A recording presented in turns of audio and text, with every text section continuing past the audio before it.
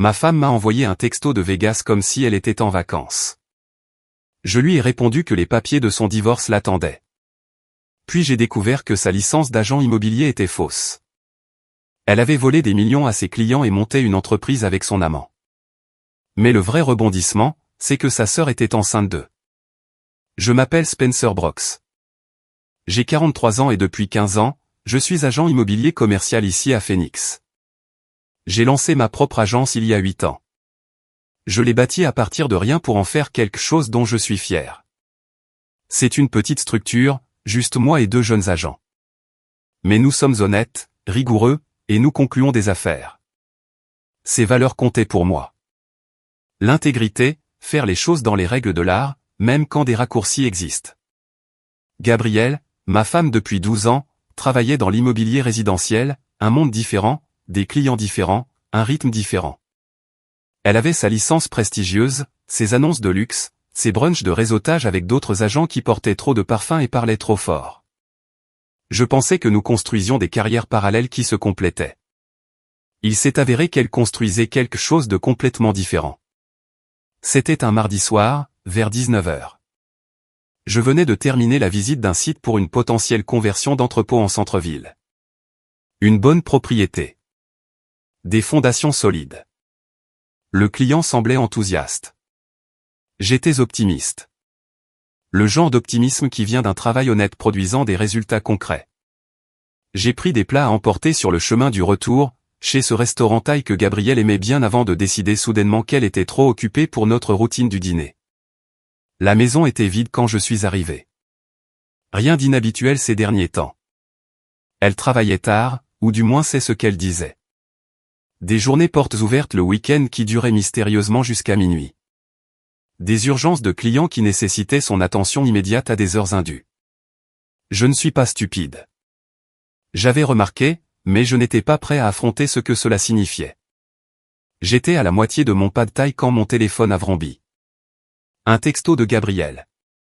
Je suis à Vegas pour une semaine. Pas de contexte, pas d'explication, pas de « chérie, un imprévu est survenu ». Juste cette déclaration plate, comme si elle annonçait la météo.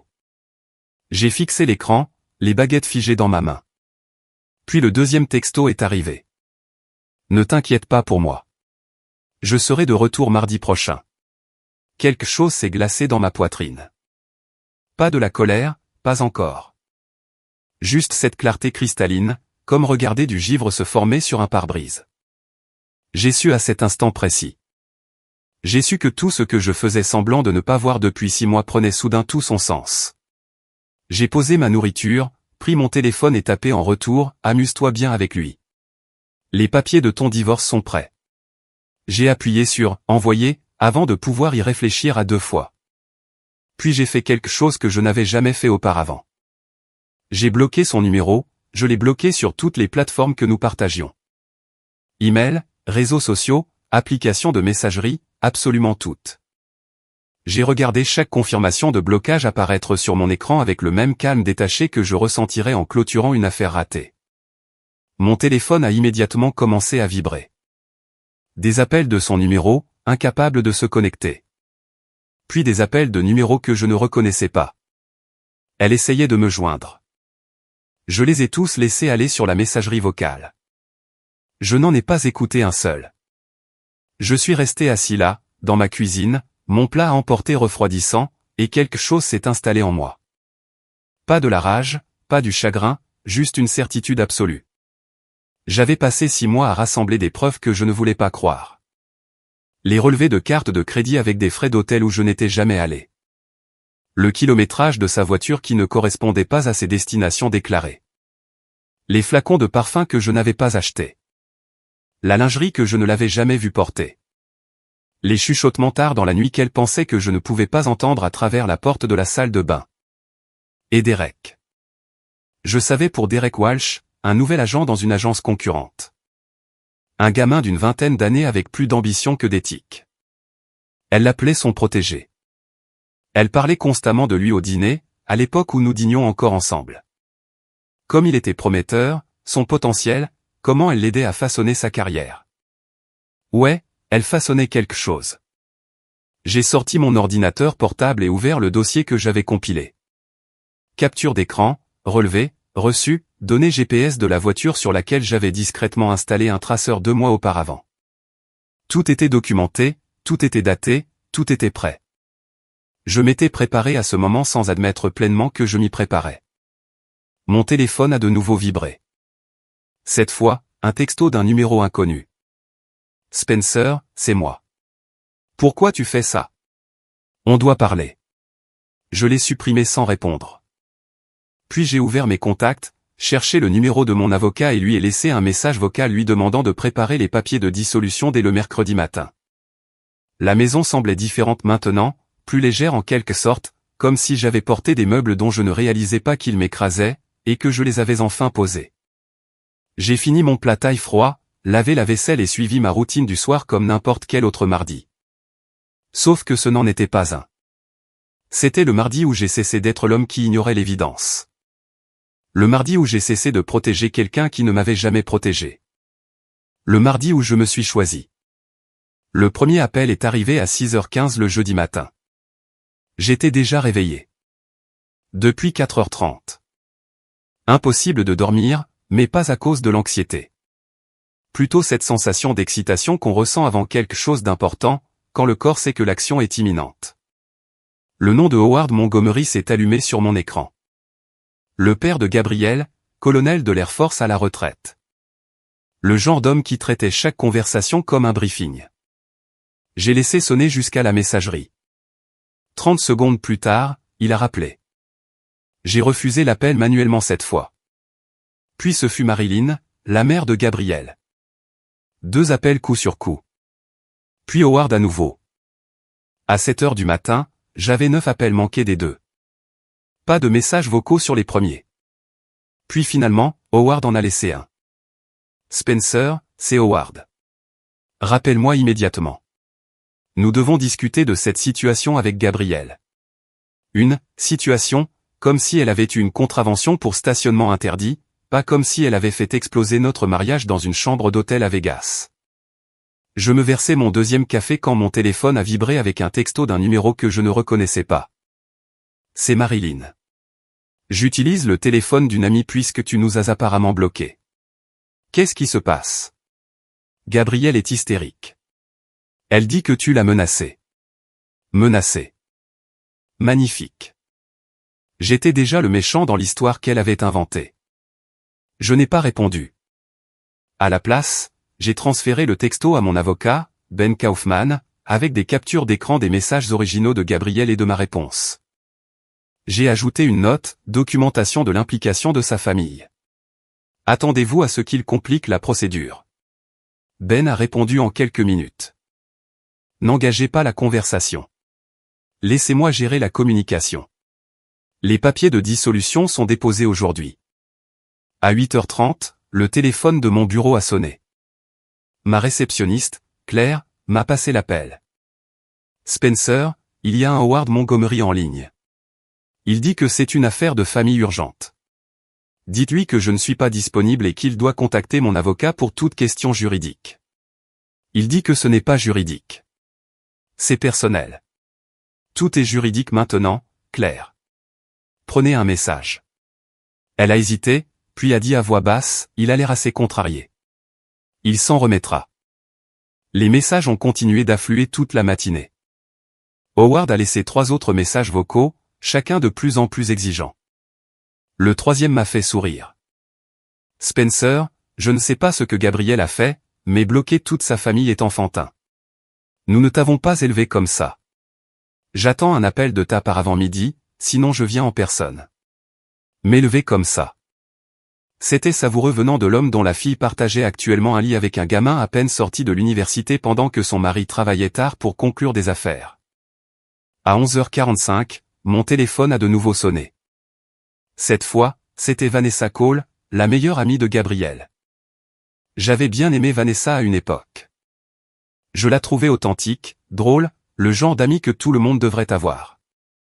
Maintenant, je savais qu'elle couvrait la liaison de Gabriel depuis des mois. Tous ces week-ends entre filles et ces journées au spa que Vanessa était censée organiser. J'ai répondu cette fois. Je l'ai mise sur haut-parleur tout en examinant un contrat. Spencer, Dieu merci. J'essaie de te joindre. Que puis-je faire pour toi, Vanessa? Ma voix était plate, professionnelle. Que puis-je, qu'est-ce qui se passe? Gabrielle m'a appelé en sanglots. Elle dit que tu lui as signifié les papiers du divorce alors qu'elle est en déplacement pour le travail.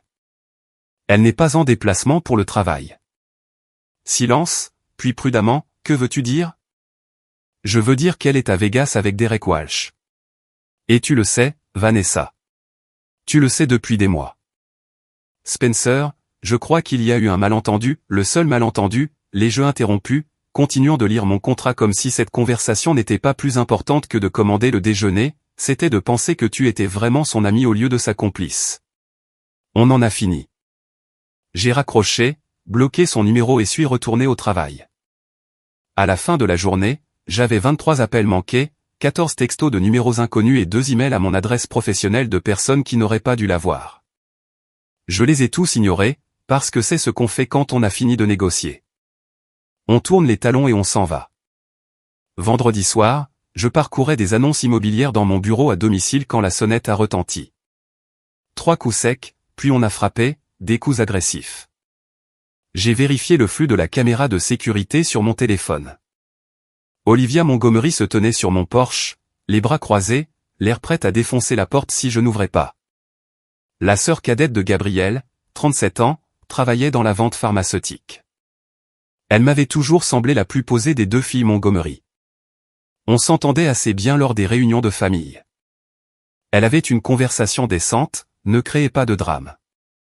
J'ai ouvert la porte mais je ne l'ai pas invitée à entrer. Spencer, sa voix était tendue. On doit parler. À propos de quoi?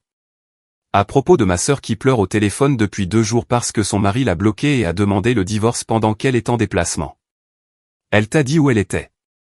Vegas, pour une conférence de travail. Elle t'a dit avec qui elle était? La mâchoire d'Olivia se crispa. Elle est là-bas seule. Non, elle ne l'est pas. Elle est là-bas avec Derek Walsh, son collègue de 20 et quelques années avec qui elle couche depuis 6 mois. La couleur quitta le visage d'Olivia. Pas du choc, ai-je remarqué. Plutôt la confirmation de quelque chose qu'elle ne voulait pas croire. Tu savais, ai-je dit doucement. Ou tu te doutais? Je ne me mens pas, Olivia. J'en ai fini avec les mensonges. Le savais-tu? Elle détourna le regard. Je les ai vus ensemble une fois dans un restaurant à Scottsdale il y a 3 mois, mais elle a dit que c'était un dîner d'affaires, qu'il était un protégé.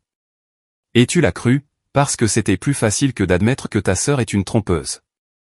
Ses yeux se sont de nouveau posés sur les miens, la colère brillant. Tu n'as pas le droit de me parler comme ça.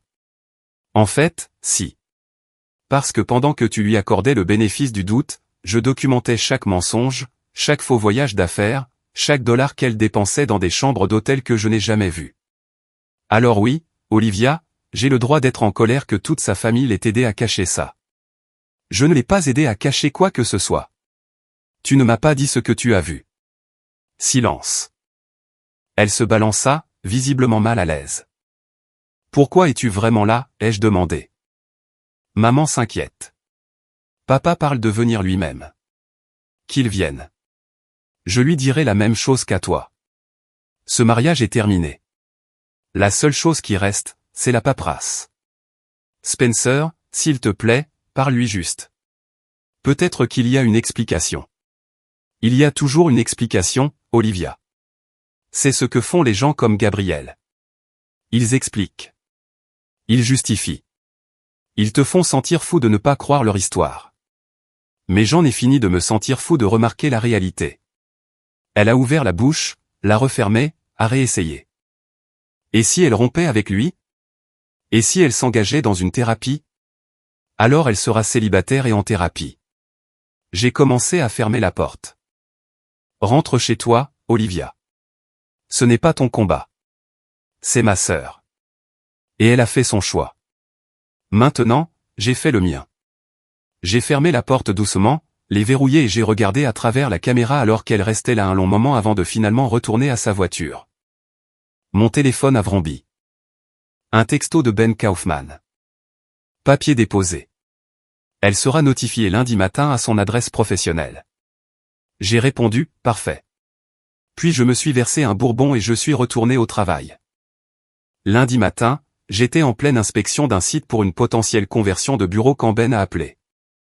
Nous avons un problème. Je me suis éloigné de mon client. Quel genre de problème? L'adresse professionnelle que tu m'as donnée pour Gabrielle.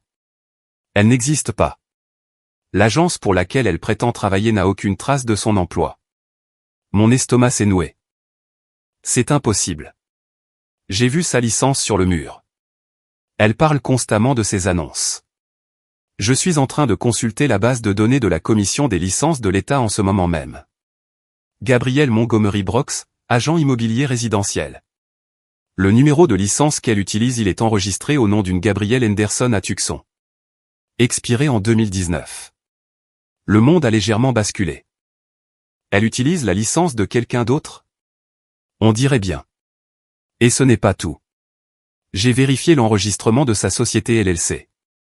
Brooks Residential Property n'existe pas. N'a jamais été déclaré.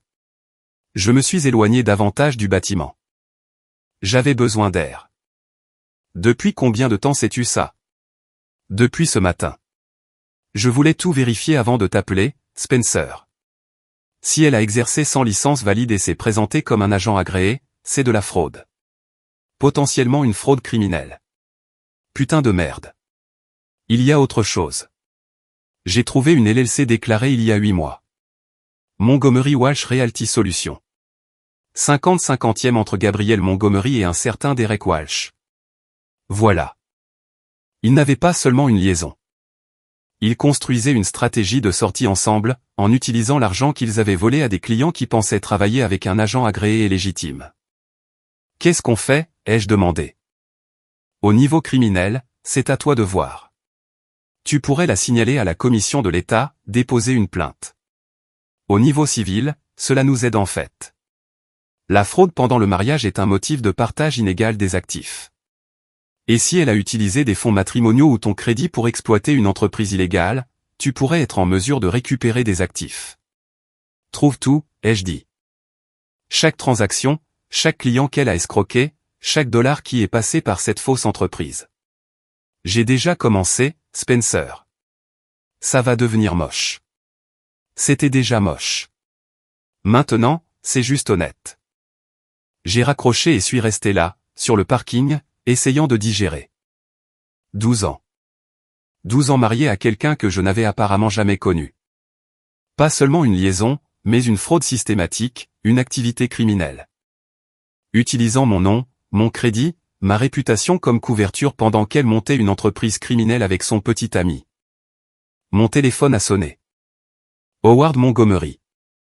J'ai répondu cette fois. Oui. Spencer.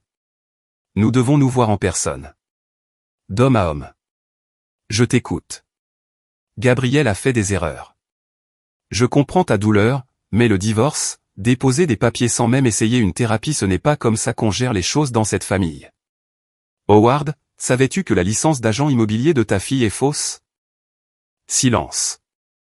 Savais-tu qu'elle opère illégalement depuis des années, escroquant des clients? Qu'elle et son petit ami ont créé une entreprise ensemble en utilisant l'argent de ces transactions frauduleuses? Ce n'est pas possible. C'est documenté. Mon avocat a tout. Alors voilà ce qui va se passer. Je divorce d'elle. Elle va être signalée à la commission de l'État et fera probablement face à des accusations criminelles. Et votre famille va rester en dehors de ça, ou être entraînée dans l'enquête en tant que complice potentiel si vous continuez à interférer. Tu n'oserais pas, et c'est moi. J'ai raccroché. J'ai aussi bloqué son numéro. L'inspection pouvait attendre. J'avais du travail à faire. Mercredi après-midi, Gabrielle est rentrée à la maison. Je l'ai su parce que le système de sécurité m'a alerté lorsque la porte d'entrée s'est ouverte. J'étais dans mon bureau, en pleine négociation de contrat, lorsque mon téléphone s'est allumé avec une notification. J'ai d'abord terminé ma réunion, j'ai pris mon temps, je l'ai laissé mariner dans le silence. Elle pouvait attendre. Quand je suis arrivé dans l'allée 1 heure plus tard, sa voiture était garée de travers, comme si elle avait été pressée. Des valises étaient visibles par la lunette arrière. La porte d'entrée était déverrouillée. Je l'ai trouvée dans le salon, entourée de bagages, le mascara avait coulé sur ses joues, les cheveux attachés en une queue de cheval désordonnée. Elle avait l'air d'avoir pleuré pendant des jours. Bien. Spencer. Sa voix s'est brisée sur mon nom. Dieu merci, tu es là. On doit parler de ça. Non, on n'a pas besoin. S'il te plaît, écoute-moi. Je peux tout expliquer. J'ai posé ma mallette soigneusement. J'ai croisé les bras. Explique comment ta licence d'agent immobilier est fausse. Explique la LLC que tu as formée avec ton petit ami. Ou peut-être explique où sont passés les 80 000 $ de dépôt de clients. Le sang a quitté son visage. Comment as-tu découvert? J'ai engagé des enquêteurs, des avocats, des gens qui font leur travail légalement. J'ai gardé ma voix égale, presque désinvolte, comme si nous discutions de la météo. Gabriel Henderson de Tucson, c'est sa licence que tu utilisais, expirée en 2019. Chaque contrat que tu as signé depuis, chaque commission que tu as perçue, chaque clôture à laquelle tu as assisté, frauduleux. J'allais arranger ça. J'avais juste besoin de temps. Du temps pour voler plus d'argent. Du temps pour construire ton plan d'évasion avec Derek. Je me suis approché. Montgomery Walsh Realty Solutions. Joli nom. Depuis combien de temps prépariez-vous cette petite entreprise? Elle s'est effondrée sur le canapé comme si ses jambes ne pouvaient plus la porter. Ce n'est pas ce que tu penses. Ça ne l'est jamais. Laisse-moi deviner. L'histoire que tu as préparée pendant ton vol de retour. Derek ne signifie rien. C'était juste une erreur. Tu te sentais seul. Je travaillais trop. Tu te sentais négligé. L'affaire est juste arrivée. Ça couvre à peu près tout. Des larmes coulaient sur son visage. J'ai fait des erreurs, je le sais. Mais on peut arranger ça. Thérapie de couple. Je romprai avec Derek. J'obtiendrai ma vraie licence. Je rembourserai tout le monde. Tu vas faire face à des accusations criminelles, ai-je dit sans détour. Mon avocat a déposé des plaintes auprès de la commission de l'État ce matin. Ils ouvrent une enquête. Chaque client que tu as escroqué sera contacté. Certains vont probablement porter plainte. Et le bureau du procureur. Ils sont très intéressés par tes activités commerciales. Elle s'est levée brusquement, la colère perçant à travers les larmes. Tu essaies de me détruire. Je documente la vérité. Tu t'es détruit toi-même, Gabriel. Je m'assure juste que tout le monde sache ce que j'ai déjà compris. Je suis ta femme. Non, tu es une étrangère qui porte le visage de ma femme depuis 12 ans. La femme que j'ai épousée n'aurait pas fait ça. Merde, la femme que j'ai épousée n'a probablement jamais existé. Le visage de Gabriel s'est tordu de quelque chose de laid. Désespéré. Espèce de connard moralisateur. Tu te crois si parfait. Toujours à travailler tard. Toujours à faire passer les affaires en premier. Jamais à prendre du temps pour nous. Jamais à donner la priorité à notre mariage. Ma voix est devenue basse. Dangereuse. N'ose même pas essayer de faire de ton comportement criminel ma faute. Tu n'as pas trompé parce que je travaillais tard pour conclure des affaires. Tu as trompé parce que tu es égoïste. Tu n'as pas commis de fraude parce que tu te sentais négligé. Tu as commis de la fraude parce que tu es une arnaqueuse qui pensait pouvoir s'en tirer. Je t'aimais. Tu aimais ce que je pouvais fournir. La stabilité, la légitimité, un bon score de crédit pour cacher tes crimes. Quelqu'un à blâmer quand tout s'effondrerait. J'ai pris ma mallette. Tu as jusqu'à vendredi pour retirer tes affaires. Après ça, je change les serrures et tout ce qui restera deviendra la propriété du domaine. C'est aussi ma maison. En fait, non. Elle est à mon nom. Achetée 3 ans avant notre mariage. Tu n'as aucun droit légal dessus. J'ai pris la direction des escaliers. Ton avocat recevra notre proposition de règlement demain. Elle n'est pas généreuse. Étant donné la fraude, tu as de la chance d'obtenir quoi que ce soit. Spencer, s'il te plaît, ne fais pas ça. Garde ça pour le juge, Gabriel. Tu vas avoir besoin de toute la sympathie que tu pourras fabriquer. Je suis monté dans la chambre d'amis que j'utilisais. J'ai verrouillé la porte et j'ai appelé Ben. Elle est à la maison. Elle fait déjà des scènes, me blâmant pour tout. La voix de Ben était calme, professionnelle. Tu veux que je la fasse expulser? Pas encore. Laisse-la mariner dans ce qu'elle a créé. Mais je documente tout. J'enregistre toutes les interactions à partir de maintenant. Bonne idée. Comment tu tiens le coup? J'ai regardé autour de moi dans la chambre d'amis spartiates, mon refuge temporaire. Honnêtement, je me sens libre pour la première fois depuis des années. Et c'était vrai.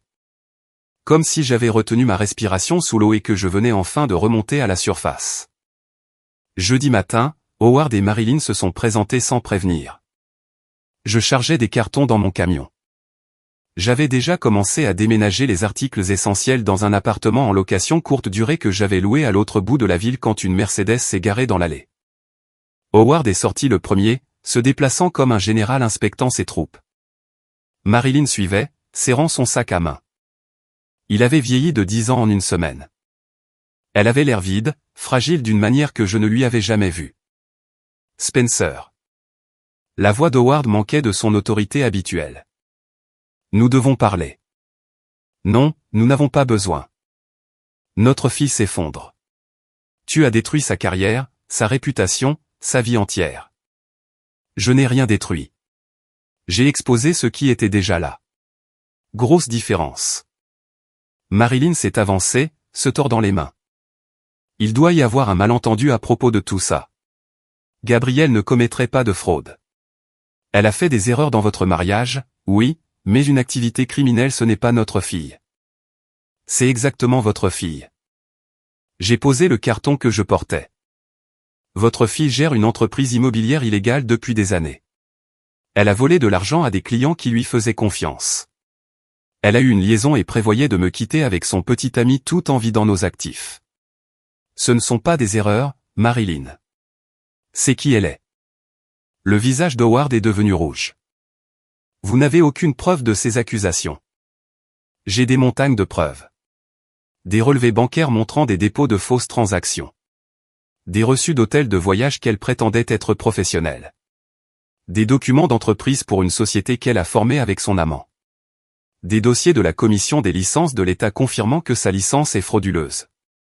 Votre fille va faire face à des accusations criminelles, Howard. Et si vous continuez à interférer avec l'enquête, vous pourriez vous retrouver considéré comme un complice. Comment osez-vous nous menacer? Howard s'est avancé, le poing serré. Je n'ai pas reculé. Ce n'est pas une menace. C'est une conséquence. Vous l'avez élevée. Vous lui avez appris que le charme pouvait la sortir de n'importe quelle situation.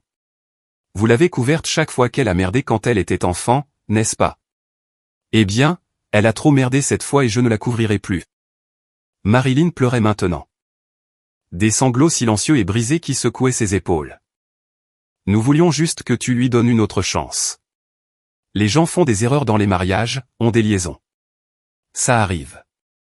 Ce n'était pas une erreur. C'était une trahison calculée et systématique sur plusieurs années. J'ai regardé les deux. Et honnêtement, Marilyn, je ne pense pas que vous soyez ici parce que vous vous souciez de notre mariage. Je pense que vous êtes ici parce que vous réalisez que votre fille pourrait aller en prison, et vous voulez que je fasse disparaître tout ça. Ce n'est pas juste. C'est tout à fait juste. Vous voulez que je retire les accusations, que je retire les plaintes, que je règle ça à l'amiable pour que le nom Montgomery ne soit pas traîné dans la boue. Mais je ne peux pas faire disparaître ça. Même si je le voulais, ce qui n'est absolument pas le cas, la commission de l'État a maintenant compétence. Tout comme le bureau du procureur. Ce n'est plus entre mes mains. Howard se redressa, essayant de retrouver un peu de dignité. Alors nous engagerons les meilleurs avocats que l'argent puisse acheter. Nous contesterons chaque accusation. Nous vous poursuivrons en justice pour diffamation. Vous regretterez de vous être fait un ennemi de cette famille, Spencer. Je regrette déjà d'être entré dans cette famille, mais cette erreur est sur le point d'être corrigée. J'ai ramassé mon carton et me suis dirigé vers le camion. Oh, et une dernière chose. Vous devriez peut-être liquider quelques actifs. Les bons avocats de la défense ne sont pas donnés. D'après ce que j'ai entendu, vos comptes de retraite ont pris un coup l'année dernière. Quelques mauvais conseils d'investissement. Le visage d'Howard est devenu blanc. J'avais touché un point sensible. Comment savez-vous? Je suis attentif. Contrairement à votre fille, je fais mes recherches. J'ai chargé le carton. Bonne chance, Howard. Vous allez en avoir besoin. Ils sont restés là, dans mon allée, l'air perdu, comme si le monde avait basculé sous leurs pieds et qu'ils ne savaient pas comment retrouver l'équilibre. Spencer a appelé Marilyn. Sa voix était petite, brisée. L'as-tu jamais vraiment aimé? Je me suis arrêté, me suis retourné une dernière fois. J'aimais la personne que je pensais qu'elle était. Il s'avère que cette personne n'a jamais existé. Juste une autre fraude dans une famille qui, apparemment, s'y spécialise. Je suis parti en voiture et je n'ai pas regardé en arrière. Dans mon rétroviseur, je pouvais voir Marilyn effondrée contre leur voiture, Howard se tenant rigide à côté d'elle. Plus mon problème. Samedi matin, j'étais dans mon appartement de location, en train de déballer des cartons quand mon téléphone a sonné. Olivia Montgomery. J'ai failli ne pas répondre, mais la curiosité l'a emporté. Qu'est-ce que tu veux, Olivia? Parler. En personne, seul. S'il te plaît. Quelque chose dans sa voix semblait différent. Pas de colère, pas de défense, mais de la détresse. Pourquoi j'accepterais ça? Parce que je dois te dire quelque chose sur Gabriel. Quelque chose que tu dois savoir avant le procès. Nous nous sommes rencontrés dans un parc près du centre-ville de Phoenix. Un de ces endroits avec des sentiers de promenade et des familles jouant le samedi matin. Terrain neutre. Elle était déjà là quand je suis arrivé, assise sur un banc, les mains jointes sur ses genoux. Je me suis assis, en gardant une distance entre nous. Tu as 10 minutes. Je suis enceinte. Les mots sont sortis plats, sans émotion. Félicitations. C'est le bébé de Derek. Le monde a basculé. Je l'ai regardé, essayant de comprendre ce qu'elle venait de dire. Quoi? Derek Walsh. L'homme avec qui Gabriel couchait. Je suis enceinte de son enfant. Mon esprit s'emballait. Depuis combien de temps? 4 mois. On se voyait depuis 6 mois. Sa voix tremblait. Je ne savais pas pour lui et Gabriel au début. Il m'a dit qu'il était célibataire, disponible. Le temps que je comprenne, j'étais déjà en train de tomber amoureuse de lui. Putain de merde. Elle ne sait pas pour moi et Derek. Pour le bébé. Personne ne le sait, à part toi maintenant. Je me suis penché en arrière, digérant ce cauchemar. Alors, Derek couchait avec vous deux en même temps.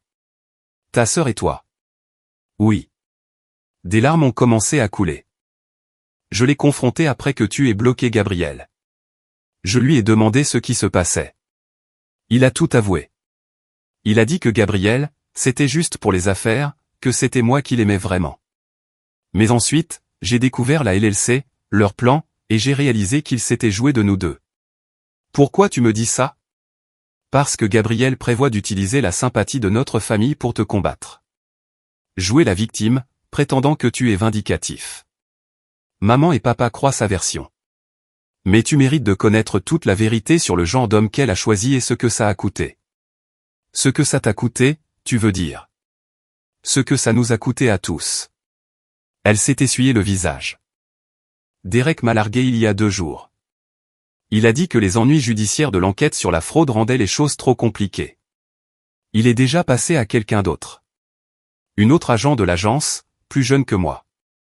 Je suis resté assis là, regardant cette femme s'effondrer, et j'ai ressenti un étrange mélange de pitié et de justification. Les choix de Gabriel avaient détruit plus que notre mariage. Tu gardes le bébé? Oui. Malgré tout, oui. Mais je ne le dirai pas à mes parents avant la fin du procès. Ils ne peuvent pas gérer plus d'une crise à la fois. Ils finiront par le découvrir. Je sais. Mais pour l'instant, ils se concentrent sur le fait de sauver Gabriel de la prison. Quand ils découvriront que je porte le bébé du partenaire de liaison de leur autre fille, elle a ri amèrement. Mon Dieu, quel gâchis. Pourquoi risquer de me le dire? Je pourrais utiliser cette information. Parce que tu es le seul qui a été honnête dans tout ça. Tous les autres mentent, couvrent, inventent des histoires. Toi, tu as juste dit la vérité, même quand ça faisait mal. Elle m'a regardé directement. Et parce que je suis désolé de ne pas t'avoir dit ce que j'ai vu à Scottsdale. De lui avoir accordé le bénéfice du doute. D'avoir été une lâche. Je me suis levé. J'apprécie que tu me le dises. Mais je ne vais pas l'utiliser contre Gabrielle. C'est entre toi et ta sœur. Spencer, mais je vais te dire ça. Éloigne-toi de tes parents pendant un moment. Prends ton propre avocat. Parce que quand Gabrielle découvrira pour toi et Derek, elle essaiera de te détruire. C'est ce qu'elle fait. Olivia a hoché la tête lentement. Je sais. Je suis retourné à mon camion, la laissant sur ce banc. Dans mon rétroviseur, elle semblait petite, seule, enceinte du bébé d'un homme qui l'avait utilisé aussi complètement qu'il avait utilisé sa sœur. La famille Montgomery implosait et je regardais ça se produire à une distance de sécurité, exactement là où je devais être. Lundi matin, j'ai reçu un appel de Tom Brewster, un de mes anciens clients. Un type sympa, propriétaire d'une chaîne de garages automobiles. Je l'avais aidé à acquérir un bâtiment pour son 4e emplacement il y a 18 mois. Spencer, je dois te demander quelque chose. Ta femme Gabrielle a-t-elle géré des transactions immobilières pour mon cousin Ray? Mon estomac s'est noué. Je ne sais pas, pourquoi. Parce que Ray vient de recevoir une lettre de la commission de l'État. Ils enquêtent sur toutes les transactions de Gabrielle. Apparemment, elle opérait avec une licence frauduleuse. La clôture de Ray de l'année dernière pourrait être invalide. Tom, je suis désolé. Je n'en avais aucune idée jusqu'à récemment. Je sais que non. Ce n'est pas pour ça que j'appelle. J'appelle parce qu'il y a au moins 20 autres propriétaires d'entreprises dans notre réseau qui ont fait appel à Gabrielle. Ils reçoivent tous des lettres et ils sont tous furieux. Furieux à quel point? Assez furieux pour un recours collectif. Ils s'organisent. Réunion demain pour discuter des options légales. J'ai fermé les yeux. C'était pire que ce que j'avais prévu. Tom, quelle que soit leur décision, je comprends. Je ne suis pas responsable de ces actes, mais je sais que ça ne les aide pas. En fait, c'est l'autre raison pour laquelle j'ai appelé. Ils ont spécifiquement dit qu'ils savent que ce n'est pas de ta faute. Personne ne te blâme. Mais ils veulent que tu saches ce qui s'en vient, et ils voulaient que je te le dise directement plutôt que tu l'apprennes par des rumeurs. J'apprécie ça. Spencer, une dernière chose. La clôture de Ray. C'était pour 400 000 $. Si la vente est annulée à cause de la licence frauduleuse de Gabrielle, il perd la propriété et peut-être son acompte. Il n'est pas le seul. Certains de ces gars risquent des pertes massives. Après avoir raccroché, j'ai appelé Ben immédiatement. On a un problème. La fraude de Gabrielle est plus importante que ce que nous pensions. On parle d'un recours collectif. Combien de personnes? Au moins 20, peut-être plus. Des clients commerciaux et résidentiels. Certains font face à des pertes à 6 chiffres. Ben est resté silencieux un moment. Ça change les choses. S'il y a un recours collectif, les accusations criminelles deviennent presque certaines. Le procureur voudra faire un exemple. Bien. Spencer, tu dois comprendre ce que ça signifie. Gabrielle risque une peine de prison sérieuse. Des années, pas des mois. Je comprends. Et ça te va? J'ai pensé à l'appel de Tom, à Ray perdant 400 000 $ parce qu'il avait fait confiance à ma femme. À 20 autres personnes, des propriétaires de petites entreprises, des familles, des gens qui avaient travaillé dur pour leur argent et s'étaient fait arnaquer. Cet après-midi-là, Derek Walsh s'est présenté à mon bureau. Claire m'a appelé. Spencer, il y a un Derek Walsh ici qui demande à te voir. Dois-je appeler la sécurité? Non. Faites-le entrer. Il est entré dans mon bureau, l'air décomposé. Non rasé, chemise froissée, yeux injectés de sang. Il s'est assis sans y être invité. J'ai besoin que tu abandonnes l'enquête. J'ai failli rire. Ça n'arrivera pas, tu ne comprends pas. Si ça va au procès, je vais tomber aussi. J'ai 23 ans, Spencer. Ça va ruiner ma vie avant même qu'elle ne commence. Tu aurais dû y penser avant d'aider ma femme à commettre une fraude. Elle m'a dit que tout était légal. Je ne savais pas pour la fausse licence jusqu'à ce que tu l'exposes. Mais tu savais qu'elle était mariée. Tu savais ce que tu faisais là. Il a baissé les yeux. Ouais. Voilà ce que je comprends, Derek. Tu n'as pas 23 ans. Tu en as 31. Je t'ai fait vérifier. Tu as un historique de travail avec des femmes plus âgées dans des partenariats commerciaux qui se terminent commodément par ton départ avec l'argent. Ce n'est pas ta première arnaque. C'est juste la première fois que tu te fais prendre. Son visage est devenu blanc. Comment as-tu? Je suis méticuleux, ce qui est plus que ce que je peux dire de toi et Gabriel. Vous deux avez laissé une piste qu'un aveugle pourrait suivre. Je me suis penché en avant. Tu veux mon conseil? Prends ton propre avocat. Passe un accord avec le procureur. Témoigne contre Gabriel. C'est ta seule chance. Elle ne me le pardonnera jamais. Fils, elle ne sera pas en position de pardonner ou de condamner qui que ce soit. Elle va en prison. La seule question est de savoir si tu vas avec elle. Il est parti sans un autre mot. Par ma fenêtre, je l'ai regardé monter dans sa voiture, une BMW qu'il ne pouvait certainement pas se permettre avec un salaire de jeune agent, et s'éloigner. Mon téléphone a vrombé. Un texto de Ben. Recours collectif officiellement déposé. 23 plaignants demandent 2,3 millions de dollars de dommages et intérêts. J'ai répondu, dis-moi s'ils ont besoin de documentation. J'aiderai de toutes les manières possibles. Parce que c'est ce qu'on fait quand on est du bon côté. On aide la justice à se faire. Le procès a eu lieu 4 mois plus tard dans une salle d'audience du comté de Maricopa. J'y ai assisté tous les jours, assis au dernier rang, regardant les mensonges soigneusement construits de Gabriel se démanteler pièce par pièce. L'accusation a été méticuleuse. Ils ont fait venir 23 victimes de la fraude, des propriétaires d'entreprises qui avaient perdu des dépôts, des familles qui avaient acheté des maisons par le biais de contrats invalides. Le cousin de Tom Brewster, Ray, a témoigné avoir perdu 400 000 dollars lorsque la vente de sa propriété commerciale a été annulée. Gabriel portait des tailleurs conservateurs et un maquillage minimal, jouant la professionnelle repentante. Son avocat a soutenu qu'elle avait fait des erreurs mais n'avait aucune intention criminelle, qu'elle croyait que sa licence était valide, qu'il y avait une erreur administrative. Puis l'accusation a présenté ses preuves. La vraie Gabrielle Henderson de Tucson, dont Gabriel avait utilisé la licence. Des emails montrant que Gabriel avait acheté les informations de la licence à un faussaire en 2016. Des relevés bancaires montrant le vol systématique des dépôts de clients sur 5 ans, totalisant plus de 2 millions de dollars. Derek a témoigné le 3e jour. Il avait conclu son propre accord, plaidant coupable de complot en échange de son témoignage contre Gabriel. Il avait l'air plus jeune, effrayé. Il a détaillé comment ils avaient planifié Montgomery Walsh Realty Solutions, comment Gabriel l'avait convaincu que les problèmes de licence étaient en cours de règlement, comment ils se partageaient l'argent des clients. Aimiez-vous l'accusé, a demandé le procureur. Derek a jeté un coup d'œil à Gabriel. Je pensais que oui. Maintenant, je pense qu'elle m'utilisait juste, comme elle a utilisé tout le monde. La défense l'a contre-interrogé agressivement, le dépeignant comme un amant éconduit cherchant à se venger.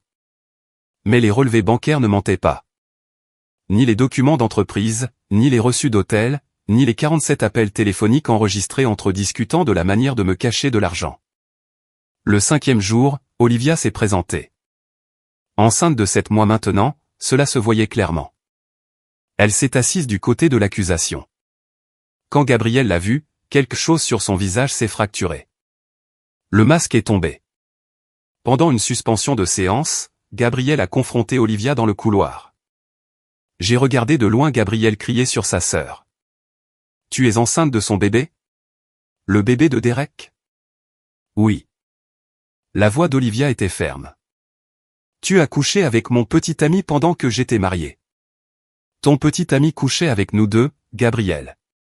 Et avec au moins 2 autres femmes. Tu n'étais pas spécial pour lui. Aucune de nous ne l'était. » Gabriel l'a giflé assez fort pour que le son résonne. La sécurité du tribunal est immédiatement intervenue, les séparant. Le juge a ajouté des accusations de voies de fait à la liste de Gabriel. Howard et Marilyn se sont assis de part et d'autre de la salle d'audience après ça. Howard avec Gabriel, Marilyn avec Olivia. La famille Montgomery s'était scindée en deux. Le jury a délibéré pendant 6 heures. Coupable de 17 chefs d'accusation de fraude. Coupable de 8 chefs d'accusation de vol. Coupable de complot. La sentence a été prononcée 2 semaines plus tard. La juge était une femme d'une 60aine d'années qui en avait clairement assez des criminels en col blanc. Mademoiselle Brox, vous n'avez pas seulement volé de l'argent. Vous avez volé la confiance. Vous avez exploité les rêves des gens d'accéder à la propriété, de créer des entreprises, de se créer une vie meilleure.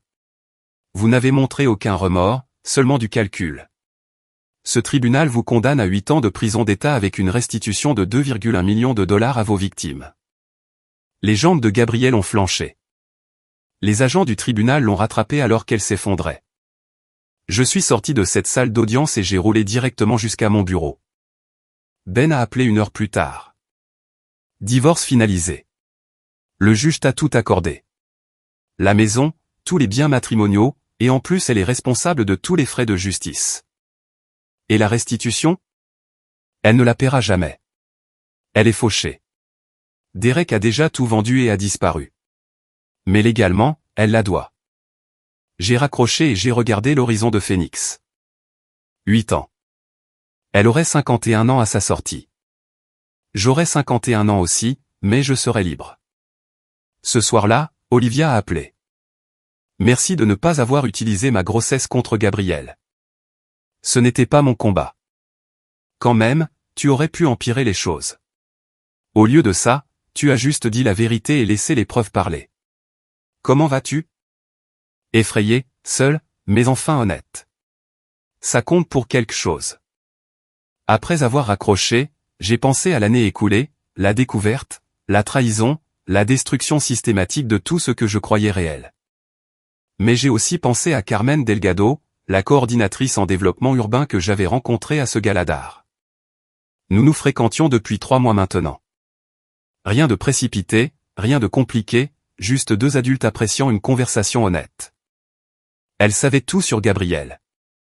Je lui avais raconté toute l'histoire. Elle n'a pas fui. Elle a juste écouté, puis a dit « Merci d'être honnête.